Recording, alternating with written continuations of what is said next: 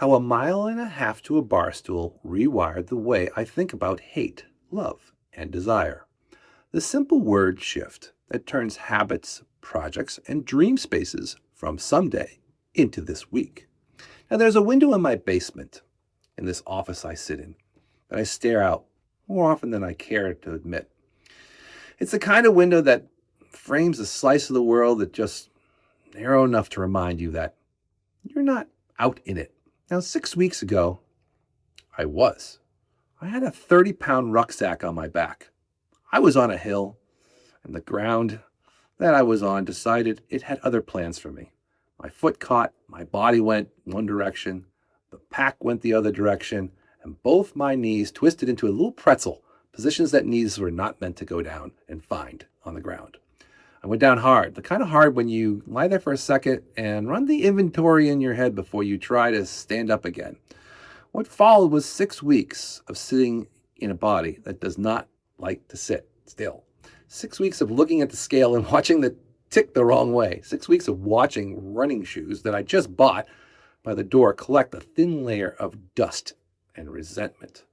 6 weeks of being told to wait while everything I had built in this movement of my life quietly came undone. And then the final verdict came back. You are past the point of repair, which is a strange, let's just say, thing that I have to hear out loud. But in this case, it was a green light. And I think that meant that I could go run again. Oh boy. So yesterday, I ran for the first time in 6 weeks, a mile and a half. Slow, but not pretty. But here's the part worth talking about. I needed an actual reason to get out the door. Because willpower alone, after 6 weeks being parked, let's just say, is not the engine people pretend it is. So I made a run to go somewhere. I ran a mile and a half to our local bar, pulled up a bar stool, and ordered a beer. That was the deal. I cut myself with the very simple rule of, hey, if you do it, I'll give you a reward. Get out there, and you've earned your seat. And somewhere between the second sip and the walk home in the cold air, I started thinking about the words to use that we describe after everything that we do in life. Because what I just did, that mile and a half, did not happen because I wanted to run. I've wanted to run for 6 weeks. Wanting did not get me out the door. What got me out the door was something else entirely. It was a desire to get done with my sedimentary life that I had been sitting on for 6 weeks. The version of myself that I watched the scale go way in the wrong direction. The desire to feel my lungs again. A desire to stop being a prisoner in my own basement office. Starting out that day and staring out this little window at a world that was moving without me.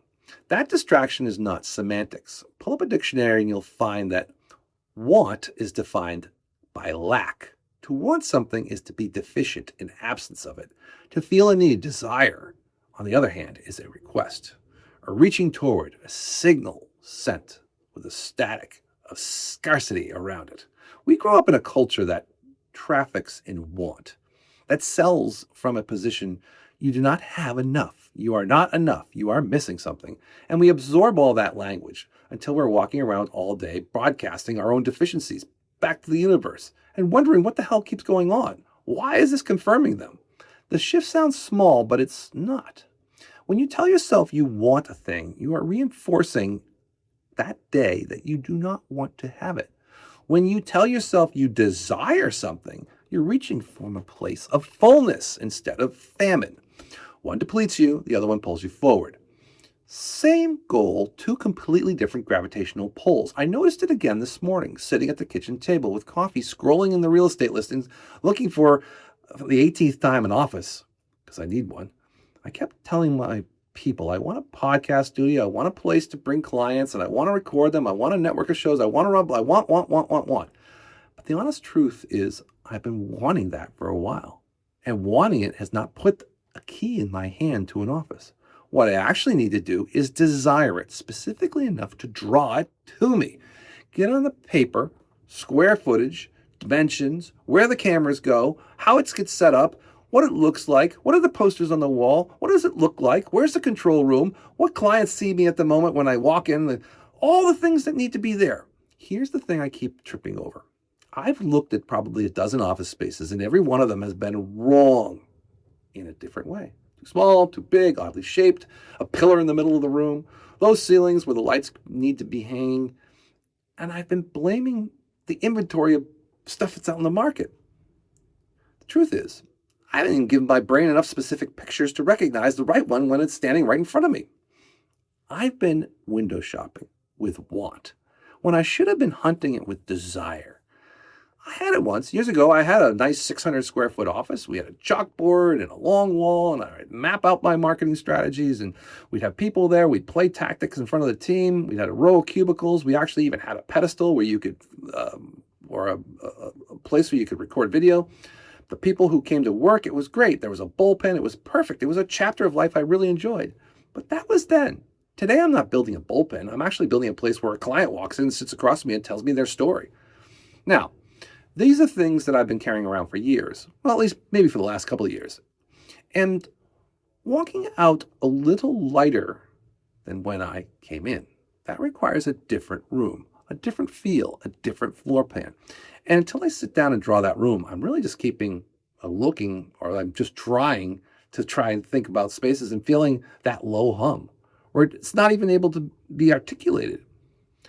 This is the part that connects the basement window, the bar stool, and the end mile and a half, and the office I have not found yet. They are things we say that we want. We tend to keep it at arm's length because we're wanting, not desiring. And that allows us to keep the lack in this conversation. The things we desire, specifically drawn up, written down, named out loud, those are the things that actually arrive. Not because the universe is keeping score, but because our subconscious is. And that's the key. Our subconscious does not respond to the word want. It responds to the word desire. Underneath every conscious thought and every habit, there's a quieter engine running, then the background, zoom, zoom, zoom, orchestrating the daily activities and the choices we make that either move us towards or away from it. That engine reads desire as an instruction. It reads us as the wants as background noise. The other word worth holding up next to desire is hate. Not the toxic version we're asked to avoid, but the functional version, the version that says, I cannot continue to live like this. I hate sitting at this level. I hate looking at the scale. I hate looking out the window. I hate watching the calendar fill up with days that look like the same, blah, blah, blah. Hate is honestly, it's good fuel. It gets you out the door. For me, it was 1.5 miles, even if your knees are still buckling from 6 weeks of negotiating with you. Desire is what gives the run a destination. The two work together. Hate tells you what you are leaving. Desire tells you where you're headed. Want by itself just sits in the middle and asks, you feel bad about the gap? So today I'm doing the exercise, not a vision board, a desire board. I'm drawing the office. I'm naming the body I want to live inside again. I'm writing down the shows I want to run in that room. I'm putting the numbers on it, dimensions, dates, sounds, the smell of the place. When the client walks in, the chair they'll sit in, what is on the wall behind them when the camera starts rolling? Because the 1.5 miles to the bar taught me something I should have learned a long time ago. Habits do not restart with motivation. That's the key. They restart with a destination specific enough to pull you to it. The first run did not save me because I willed it. It saved me because I named the place I was running to. And that made the reward concrete enough to be worth the protest in my knees and the pain I felt as I ran that first 1.5 miles after 6 weeks of being in production of trying to reformulate my knees into an unpretzel-like bend. That's the formula, the thing that makes it specific. Attach the reward you can taste and then go. And if you've been sitting in your own office, basement, looking out a window, and the world that seems to be moving too fast, I want you to know that the door is always open for us. It's not too far away. The 1.5 miles that you can run, for us, can be nice and short. Some days it's less. The trick is not to get out of this place where you have just want. It is desire. The trick is to desire the version of yourself that already is there. The lesson learned here is want is a word that's built of lack. Desire is a word built out of direction. The life you end up having is not shaped by what you want, because wanting only reinforces the gap between you and the thing. It's shaped by what you desire, specifically enough to draw the name, attach the numbers, the dimensions, and the rewards. Hate tells you what you are leaving behind. Desire tells you what you are going towards. And in those two words, you'll find every little habit that you've ever wanted to restart. Ever protect whatever you want? Ever wanted to finish in every space you've ever wanted to walk into and call your own?